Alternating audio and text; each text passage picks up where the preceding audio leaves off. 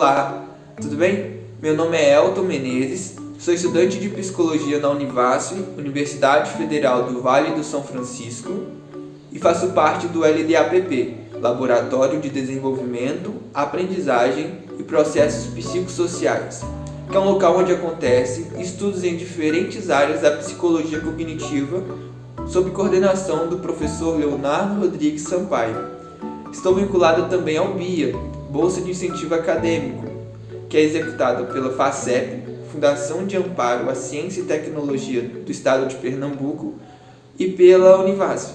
O BIA ele tem como principal objetivo estimular os estudantes que iniciaram recentemente o curso de graduação a participarem de atividades de ensino, pesquisa e extensão, integrando o conhecimento que aprendem na teoria a ações práticas voltadas ao benefício da comunidade em geral. Nesse vídeo, irei falar sobre a primeira infância, mais especificamente do 0 aos 3 anos, destacando a importância dessa fase e apresentando sugestões de como estimular o desenvolvimento de mecanismos cognitivos usados para pensar, raciocinar e planejar, muito importantes na nossa vida, chamados de funções executivas. Para começar, irei iniciar falando um pouco sobre o que acontece no cérebro da criança e por que essa fase é tão importante para o desenvolvimento cognitivo. A neurociência relata que é na primeira infância que a plasticidade cerebral é maior, ou seja, é nessa fase que a capacidade do cérebro de fazer conexões neurais, se adaptar e modificar é maior. Isso quer dizer que é durante a infância que o ser humano tem a maior capacidade para aprender algumas coisas que serão essenciais para o resto de sua vida e de desenvolver as funções executivas. Isso não quer dizer que o aprendizado aconteça apenas na infância e que se houver alguma coisa que impeça da criança ser estimulada, ela nunca mais vai conseguir se desenvolver. Pelo contrário, a plasticidade cerebral está presente ao longo de toda a nossa vida. Isso permite que nós aprendamos coisas novas, mesmo com uma idade mais avançada. Porém, é na infância que nós temos maior plasticidade cerebral, maior capacidade de aprender e, consequentemente, de construirmos bases sólidas para os demais desenvolvimentos ao longo da vida. Por exemplo, estruturas do cérebro ligadas aos sentidos da visão e da audição são mais sensíveis à estimulação nos 3 primeiros meses de vida. Por outro lado, as regiões cerebrais relacionadas à linguagem têm o seu período de maior sensibilidade à estimulação ao longo dos 2 primeiros anos de vida.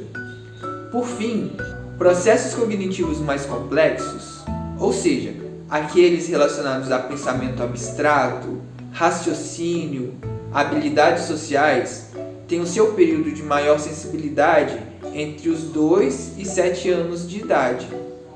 Por isso, é importante que atividades que estimulem diferentes funções cognitivas ocorram justamente no momento em que tiver maior sensibilidade, para que a criança tenha maior possibilidade de desenvolver plenamente os seus potenciais em diferentes domínios psicológicos.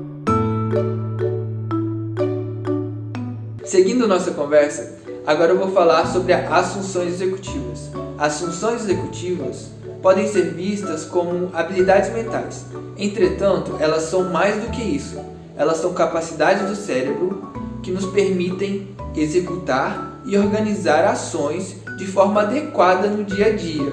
Por isso, as funções executivas têm um papel fundamental na nossa capacidade de resolver problemas e tomar decisões que podem ser bastante importantes para a nossa saúde, aprendizagem e convivência com as outras pessoas. Para ilustrar a influência que as funções executivas têm na nossa vida, gostaria de citar uma pesquisa que aconteceu nos Estados Unidos, que durou 30 anos e contou com quase 1.000 pessoas. Neste trabalho, os pesquisadores observaram que as pessoas que apresentaram menor nível nas funções executivas ao longo da vida apresentaram maiores chances de cometerem crimes, menos estabilidade nas suas vidas profissionais, mais conflitos familiares e sociais e mais problemas de saúde.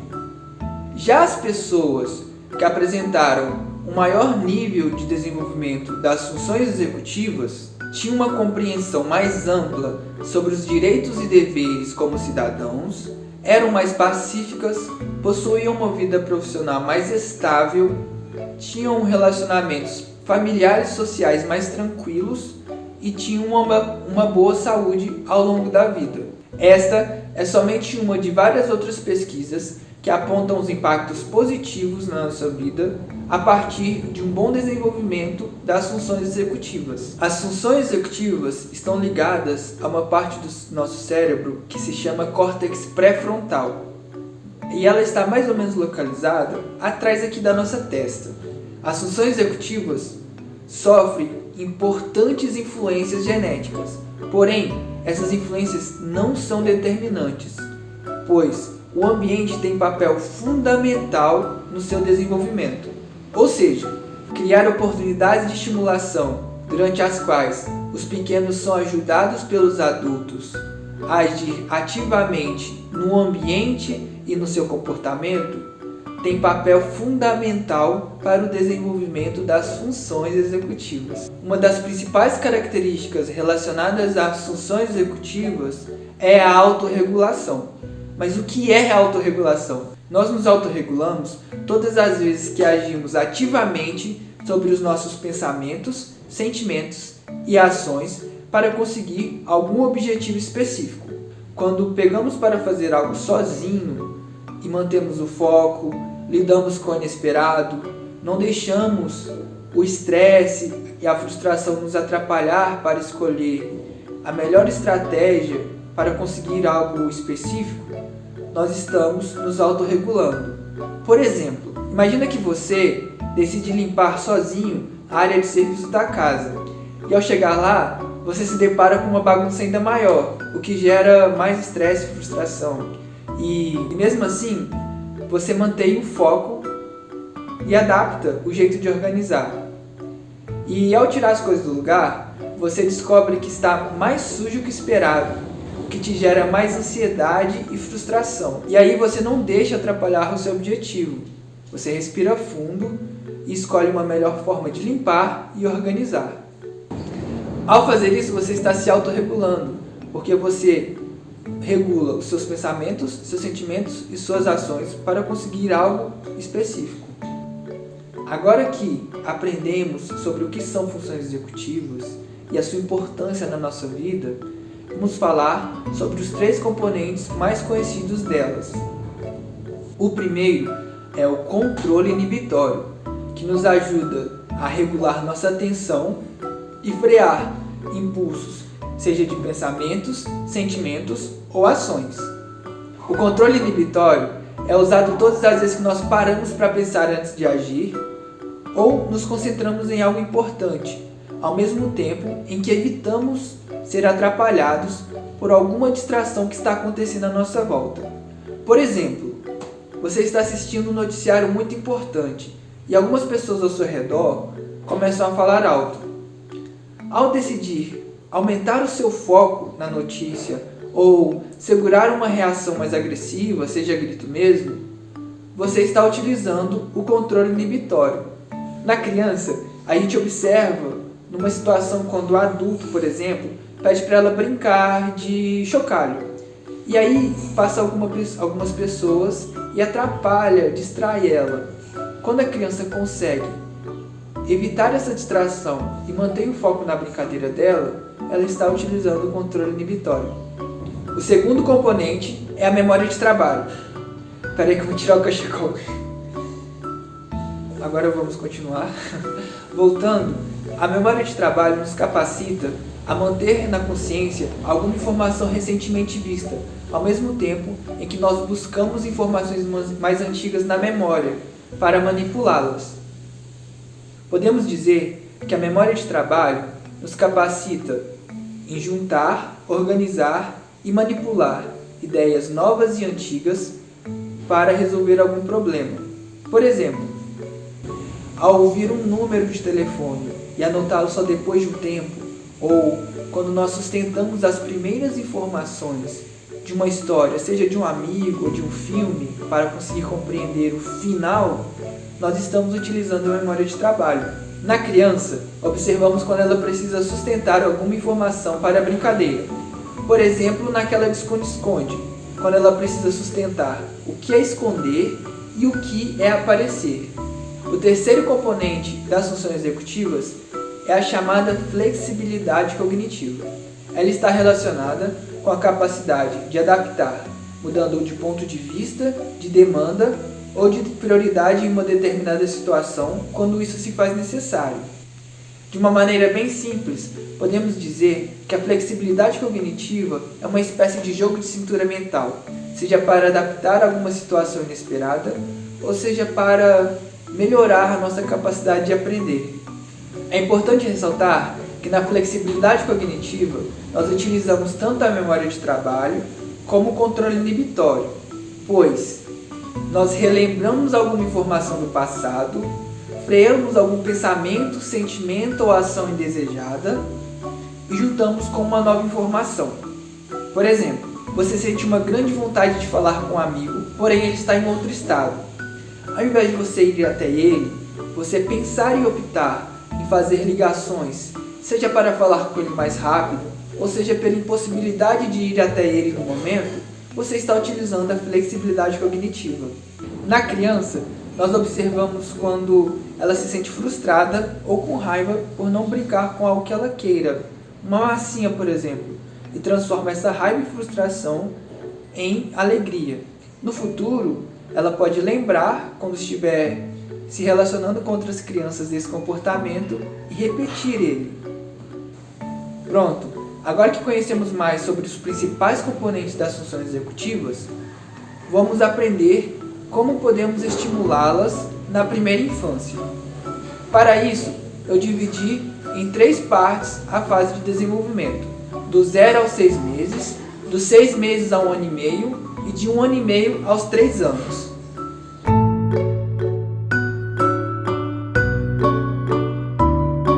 Estamos falando de um período que vai do nascimento aos 6 meses de vida, então estamos falando do início, não é mesmo? Nesse período, o bebê usa sua percepção intensamente para aprender sobre o mundo à sua volta. Mas, se nessa fase o bebê tem seus movimentos e sua capacidade de pensar ainda bem rudimentares, como podemos estimular o desenvolvimento das funções executivas? Através do toque físico, conversas com bastante olho no olho, dando objetos e nomeando-os para o bebê, mesmo que eles não compreendam totalmente o sentido das palavras. Esse contato mais próximo, íntimo e afetuoso acaba prendendo a atenção deles e os mantém mais interessados na interação com outras pessoas. Também, cantar músicas usando palavras e expressões com o rosto, ler histórias usando livros com ilustrações grandes e coloridas é uma grande estratégia, já que pode ser usado a partir do 3º ou 4º mês de vida. Enquanto você conversa com a criança, faça variações no tom da sua voz. Use um tom mais lento e afetuoso. Se você prestar atenção, você vai ver que ela vai ficar mais atenta e ainda vai tentar seguir o que você está fazendo ali, está demonstrando para ela. Além disso, o contato físico pode ser ainda mais explorado com o bebê. Enquanto você toca nele, você pode ir falando os nomes das partes que você está tocando. Além dele adorar o contato, isso contribui para o desenvolvimento de sua linguagem. Uma outra coisa é você pendurar objetos no berço dele, ou brinquedinhos. Ele vai ficar tentando pegar e só vai alcançar esse sucesso próximo dos 6 meses. Objetos como colares coloridos, enfeites de cores fortes que não apresentem nenhum risco a eles, e brinquedos como carro, bola, boneca, um quadrado. Também, além de estimular a visão, acaba estimulando também sua atenção.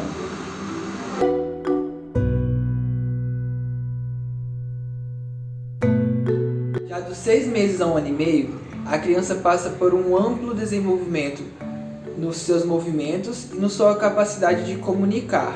Nessa fase, pode-se utilizar brincadeiras de esconde-esconde, seja com as mãos, seja o cuidador se escondendo atrás de cômodos ou até mesmo escondendo alguns objetos. Isso acaba estimulando tanto o controle inibitório, pois ele terá que ficar atento e segurando a expectativa, como também a memória de trabalho, pois ele terá que compreender tanto o momento ou local que estará escondido algo e o momento que estará aparecendo. Uma segunda forma de estimular as funções executivas é com objetos, dando instruções claras para as crianças, começando com apenas uma. Nesta fase, você também pode fazer danças, mímicas, coreografias com o corpo e pedir que elas lhe acompanhem. Quando a criança tiver a oportunidade de interagir com outros coleguinhas, você pode aproveitar essas atividades e brincadeiras e pedir para que elas olhem como a outra criança faz e repetir, tipo o meu mestre mandou. Além disso, o toque, o olhar, a interação com outro coleguinha, assim como o estímulo de fazer com que ele se coloque no lugar do outro, é muito importante nessa fase. Você pode também estimular atividades e brincadeiras que também podem ser realizadas em grupo, como entregar, separar os brinquedos, inventar novos jeitos de brincar por meio de faz de conta e assim por diante. Além disso, pode ser propostas atividades que envolvem teatralização, utilizando a expressão corporal e facial, além de utilizar também a entonação da voz ao narrar, contar ou mostrar alguma coisa. Outra atividade pode ser de pegar e devolver, ou pegar e colocar em outro lugar. Você pode organizar uma brincadeira em que os objetos são trocados de lugares e que as crianças têm que adivinhar onde estão e de quem são aqueles objetos.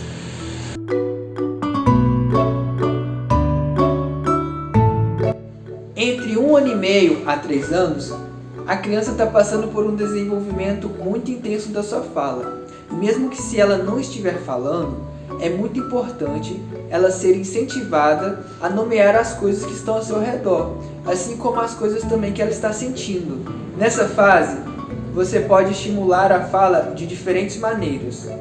Você pode falar de sentimentos e ensiná-los a diferenciar, narrar situações e pedir para que eles repitam, fazer joguinhos de palavras usando rimas e cantigas de roda. Na brincadeira com objetos, é importante dar espaço para que as crianças criem e interajam com o mundo mágico de fantasias que elas costumam criar. Aproveitar o faz de conta, auxiliando a criança a dar sentido ao que ela e os outros fazem. Isso é tão importante quanto atividades que têm instruções bem definidas, como quebra-cabeças e joguinhos e brincadeiras com o corpo. Brincadeiras de pular, andar, agachar, rolar, imitar e estátua, além de fazer com que elas se divirtam, também estimulam o controle inibitório e a memória de trabalho. Tem também as atividades que elas podem ajudar os adultos a fazer, como organizar, limpar, entregar algo e até mesmo fazer uma receita. Lembre que é importante pedir algo que seja adequado ao seu desenvolvimento intelectual e motor e que não apresente nenhum risco a elas. Há também as músicas infantis coreografadas, como Cabeça, Ombro, Gelo e Pé e Morto e Vivo, que é muito importante utilizar para serem estimuladas. Esta também é uma fase muito interessante para estimular a musicalização nos pequenos, seja acompanhar ritmos, fazer sons com diferentes partes do corpo, distinguir sons graves dos sons agudos, ritmos lentos dos ritmos rápidos e assim por diante. Por fim, a contagem de histórias estimula não somente a memória de trabalho como controle inibitório, como também a linguagem. Você pode também pedir aos pequenos a imaginar e narrar diferentes fins e acontecimentos que não foram falados na história em si. estimulando assim sua imaginação e até mesmo motivá-las e incentivá-las a falar sozinhas para se autorregularem e conseguir um objetivo específico. Lembre que, como a criança não desenvolveu ainda sua capacidade de abstração, falar sozinha pode ser considerado seu pensar, ou seja, enquanto ela fala sozinha, ela não está apenas se expressando, mas também pensando literalmente. Para finalizar este vídeo, gostaria de destacar 3 pontos muito importantes para que vocês estejam atentos enquanto planejam ou executam atividades que têm como objetivo estimular o desenvolvimento dos pequenos. O primeiro é que é muito importante a atenção, o olhar e a afetividade na hora da atividade, porque além de estimular o controle inibitório, vai gerar segurança ao pequeno, fazendo com que ele se sinta motivado a continuar fazendo a atividade que ele está executando. Em todas as idades, as crianças precisam se sentir importantes e aceitas, e isso contribui para que ela mantenha a atenção no que ela está fazendo. O segundo ponto é que o desenvolvimento ocorre de uma forma global e integrada, ou seja, o domínio físico, motor, cognitivo, afetivo e social, eles ocorrem conjuntamente. Assim, é importante que tenhamos em mente a importância de planejarmos atividades que possibilitam o estímulo desses diferentes domínios, pois conhecimento não é apenas ler e escrever, é também sua relação e conhecimento do ambiente à sua volta e consigo mesmo. O terceiro ponto que eu gostaria de enfatizar agora é que é muito importante utilizar os joguinhos, brincadeiras e atividades para se conectar realmente com as crianças, priorizando sua atenção para aquele momento de intimidade e contato com seu filho, fazendo o máximo esforço para que esse momento seja divertido e agradável. Assim, as atividades não podem ser encaradas de uma forma rígida e nem de um caráter obrigatório pelo adulto. Tenha em mente que a principal atividade das crianças é a brincadeira, e os pais devem tentar aproveitar ao máximo esses momentos e situações para tentar potencializar o desenvolvimento e aprendizagem das crianças. Então é isso. Eu quero agradecer muito a atenção de vocês e dizer que vocês podem estar mandando as dúvidas ou sugestões ou comentários por e-mail ou até colocando nos comentários aqui, tá bom? E eu vou estar tentando respondê-las na medida do possível. Queria dizer que eu vou fazer outros vídeos falando sobre desenvolvimento infantil, abordando outros temas e também respondendo perguntas que forem mais recorrentes. O próximo, por exemplo, é sobre desenvolvimento infantil e coronavírus, os cuidados e atenção que os pais podem ter com o desenvolvimento dos pequenos nesse momento tão delicado. Então, se você gostou, continue nos acompanhando e deixe seus comentários aqui no vídeo. Muito obrigado e até a próxima!